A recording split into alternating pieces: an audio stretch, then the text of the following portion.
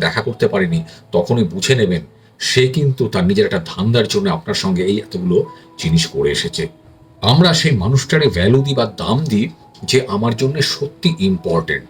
আর যে মানুষটা আমার লাইফে খুব ইম্পর্টেন্ট বা যাকে আমার মন থেকে ভালো লাগে বা পছন্দ করি, তার জন্য কিন্তু আমরা কখনোই বিজি থাকবো না। তার জন্য যে করেই হোক দেখা করার জন্য সময় বার করার চেষ্টা করব। কাজেই যে মানুষটা আর আপনাকে পছন্দ, যে মানুষটা আপনার সঙ্গে একটা রিলেশন বা একটা সম্পর্ক তৈরি করতে চায়, সে কিন্তু আপনার জন্য সময় বার করবে, সময় দেবে আপনাকে, আপনার সঙ্গে সময় কাটানোর চেষ্টা করবে। সে যত ব্যস্তই হোক না কেন, সে সবসময় দেখবেন তার কাজ শেষ করার পরে আপনার সঙ্গে দেখা করার জন্য পাগল হয়ে যাবে, দেখা করার জন্য আপনাকে ফোন করবে, যে করেই হোক, যেভাবেই হোক আপনার সঙ্গে মিট করবেই। কাজেই আপনার সামনের মানুষটা বা আপনার ভালো লাগার মানুষটা যদি আপনার রিকোয়েস্ট করার পরেও বলে আমি ব্যস্ত আছি, তাহলে ওয়েট করে দেখুন একটা